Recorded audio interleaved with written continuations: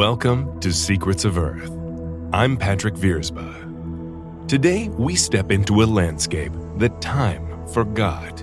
We are navigating the floating islands of papyrus and the endless emerald reeds of the African swamps, the Sudd of South Sudan, the floodplains of Uganda's lakes, the vast marshes of Zambia.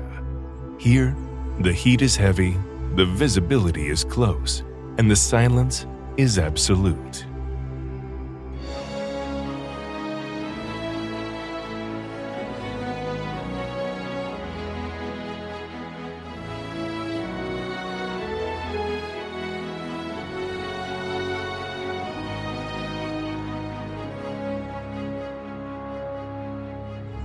Out of the mist emerges a silhouette that shouldn't exist in the modern age.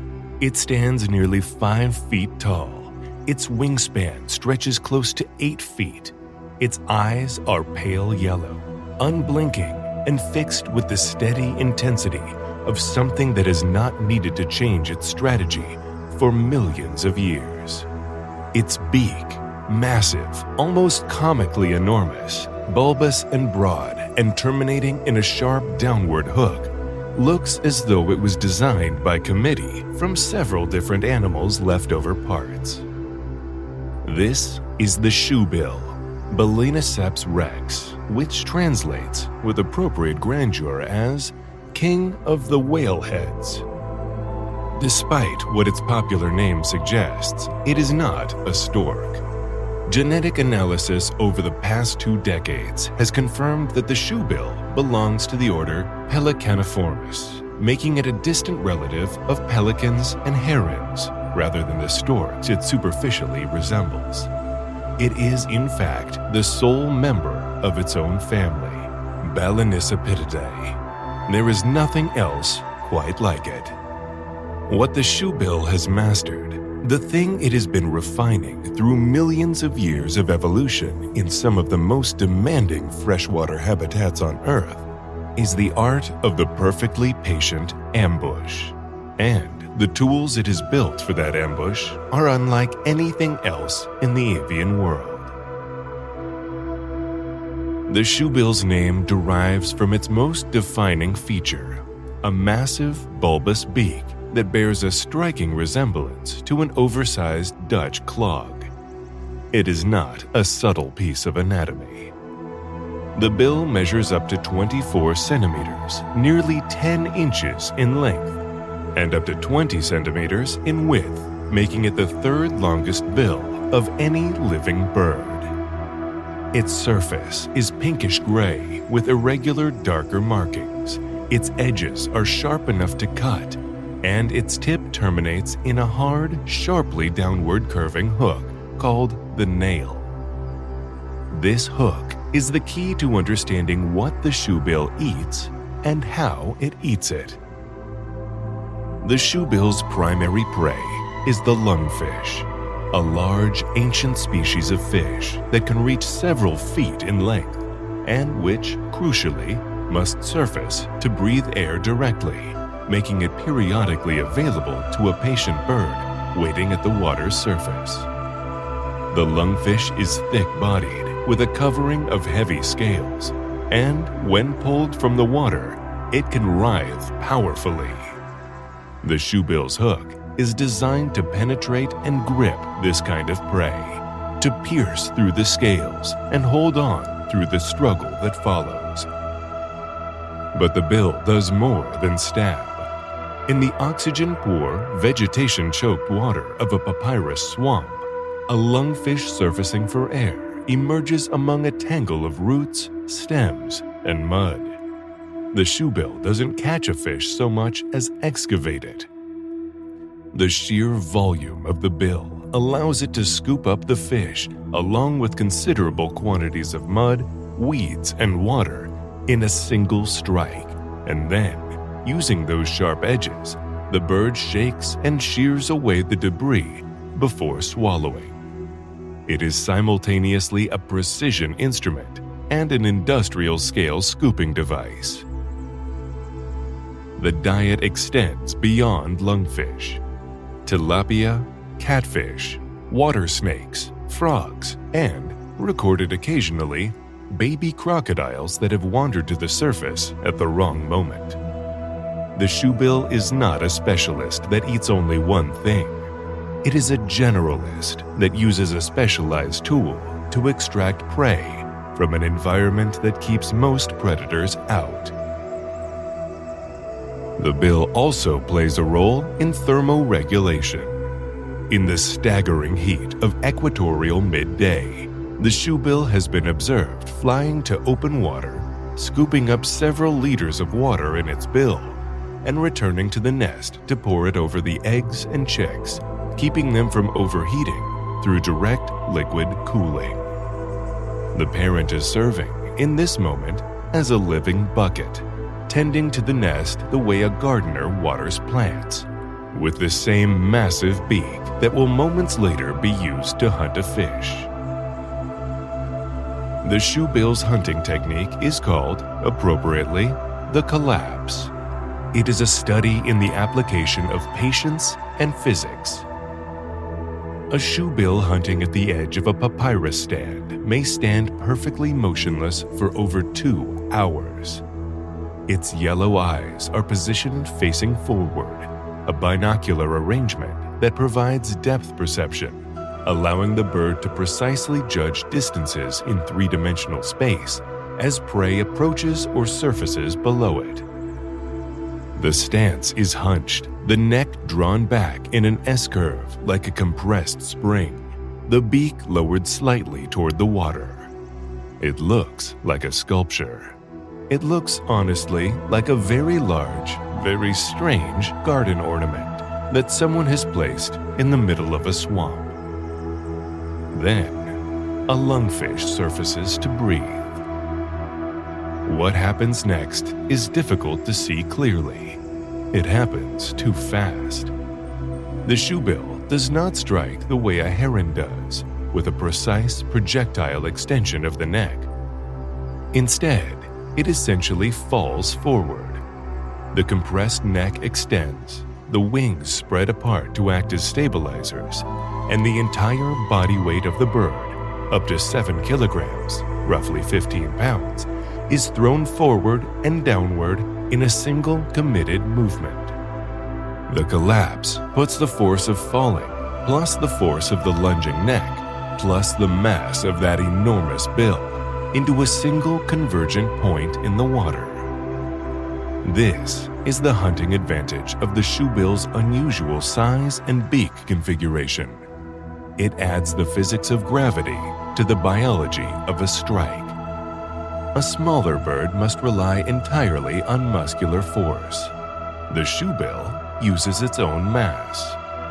The result, when the bill connects with its target, is not a grab, but a collision. The force sufficient to stun or kill a large, heavily scaled fish in a fraction of a second. The commitment of the collapse is also the shoebill's constraint. Because the bird is so large, the energy cost of launching and recovering from a full collapse is significant. A shoebill that misses its strike must haul itself back upright from the mud, recover its stance, and wait for the water to settle before another opportunity presents itself. Every collapse is therefore a calculated commitment, not an opportunistic lunge. The shoebill waits until it is certain, and then it commits everything to a single decisive strike. This is also why the shoebill often hunts at night. Lungfish and other prey surface more readily in the dark, and the shoebill's forward-facing eyes, better suited for depth perception than peripheral awareness, give it relatively little disadvantage in low light. The patience that defines the shoebill is not just about the seconds before a strike. It is the entire philosophy of the bird's existence. Wait until the conditions are right, then act completely. The shoebill's hunting strategy is a perfect expression of its biology, patient, deliberate, and decisive. Its parenting strategy reveals a different kind of calculation, one that is more difficult to watch, but no less logical. A nesting shoebill typically lays 2 or 3 eggs. The first egg hatches several days before the second. The chick that emerges from the first egg immediately has an advantage in size, strength, and the trust of its parents. When the second chick hatches, a dynamic begins that can end badly for the smaller bird. In lean seasons, when the fish in the swamp are running scarce and the parent cannot supply enough food for 2 rapidly growing chicks, the older sibling may begin to bully the younger one, pecking at it, shoving it to the margins of the nest, monopolizing the food deliveries from the parents. In severe cases, the smaller chick may be driven from the nest entirely. The parents observe all of this without intervening.